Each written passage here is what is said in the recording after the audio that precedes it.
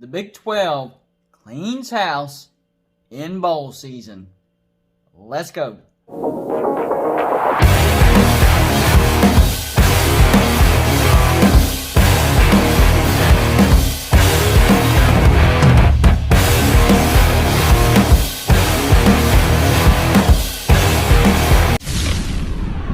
What is going on, everybody? It's me again, Golden Blue Dude, and if you haven't already, go ahead and hit the like and subscribe button. I do college football videos every single day, so whether you agree with me, want to talk trash with me, or talk trash to me, you're going to enjoy this channel. Normally, I am not a conference homer.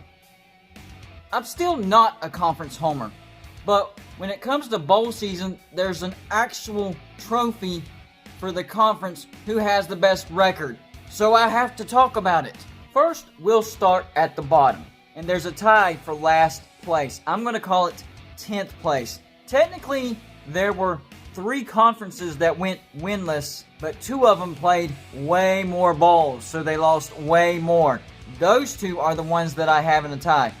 The first conference in 10th place, dead last, Conference USA. Yikes. Their losses included the Myrtle Beach Bowl, that was to the Sun Belt. The New Orleans Bowl, that was to the Sun Belt. The First Responders Bowl, that was to the Sun Belt. And the Lending Tree Bowl, that was to the Sun Belt. They lost 4 bowls to the Sun Belt. The other 2 bowls, the Camellia Bowl, which they lost to the MAC, and the Montgomery Bowl, which they lost to the AAC. Conference USA had a miserable bowl season, but right there with them, tied for dead last, 10th place, the ACC. Yikes. Not a good look for a Power 5. They also went 0 for 6, including losses at the Cheez-It Bowl, that was to the Big 12, the Duke's Mayo Bowl, that was to the Big 10, the Orange Bowl, that was to the SEC, Gator Bowl, SEC, Rose Bowl, SEC, Sugar Bowl, Big 10. Not a good argument whenever the ACC and the SEC have those who's the best conference in the nation. This year, definitely not the ACC. Let's talk about 8th place. The only reason I didn't rank them dead last is because they only had 2 shots. They didn't win, but only 2 shots. The Pac-12, 0 for 2. Also a 0% winning percentage, of course. Most of their bowls got canceled, but they did get to play 2. The Alamo Bowl and the Fiesta Bowl. And they were both against the Big 12, and they were both losses. The Big 12 owned the Pac-12 in bowl season. Time to talk about 7th place, the AAC. They went 1-5. That's a 16.7% winning percentage. This did not help my argument for Cincinnati. You gotta throw me a bone, AAC. I was lobbying for Cincinnati to get into the playoffs. I said their schedule was strong. Well, looking at the bowl record, their schedule was not strong. I was wrong. The AAC is garbage this year. Their only win was in the Montgomery Bowl, and that was against Conference USA, who went 0 for. Their 5 losses, the first one in the Boca Raton Bowl, that was an independent, BYU. The famous Idaho Potato Bowl, the Mountain West, Armed Forces Bowl, SEC, Peach Bowl, SEC, and the New Mexico Bowl, Mountain West. So when they did go head-to-head with the SEC, they got shut down. Not a good look, AAC. Thank you for making Golden Blue Dude look stupid. I appreciate that. We have a 2-way tie for 6th place as well. First up, the Mountain West. They went 2-1. That's a 66.7% winning percentage. Their wins included the famous Idaho Potato Bowl, that was against the AAC, and the New Mexico Bowl, also the AAC. Their only loss was the Arizona Bowl, and that was to the MAC. Right alongside them, and it's not a conference, but they are in a bunch, I guess you could call it, the Independents, also 2-1, 66.7% winning percentage. Their wins included the Boca Raton Bowl, which was against the AAC, the Cure Bowl against the Sun Belt. That was that Liberty versus Coastal Carolina Bowl. That was great. And their only loss was in the Liberty Bowl against a Big 12 team. That was Army versus West Virginia. There's a 2-way tie for 4th place. This is very interesting because both of these conferences will play each other in the national championship. First up, tied for 4th place, the Big Ten.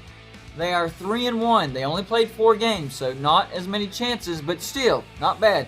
75% winning percentage. Their wins included the Duke's Mayo Bowl, that was against the ACC, the Citrus Bowl against the SEC, and the Sugar Bowl against the ACC. Their only loss was at the Outback Bowl to the SEC. Tied with them is the SEC. They're 6-2, but also 75%. Their wins included the Armed Forces Bowl, that was against the AAC, the Peach Bowl against the AAC, the Orange Bowl against the ACC, the Outback Bowl against the Big Ten, the Gator Bowl against the ACC, and the Rose Bowl against the ACC.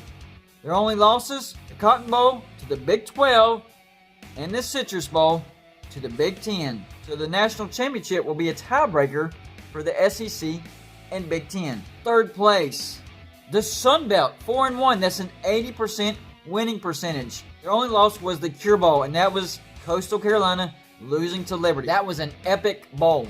Their wins included the Myrtle Beach Bowl, Conference USA, New Orleans Bowl, Conference USA, the First Responders Bowl, Conference USA, the Lending Tree Bowl, Conference USA. All of the Sun Belt's wins were against Conference USA. That doesn't say that you're a strong conference, but your winning percentage put you at number 3. Number 2, the MAC. They also only had 2 bowls, but unlike the Pac-12, they won both of their bowls. Their wins were the Camellia Bowl against Conference USA and the Arizona Bowl against the Mountain West.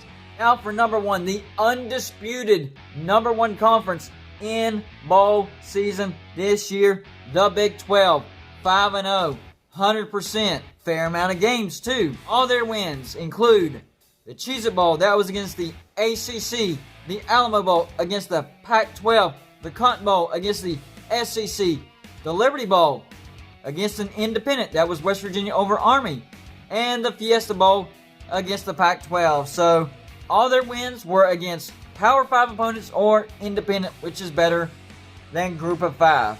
So the Big 12 proven they were a stout conference this year and the best conference in bowl season. That's all I got for you for this show. Like and subscribe if you haven't already, and I'll see you on my next show.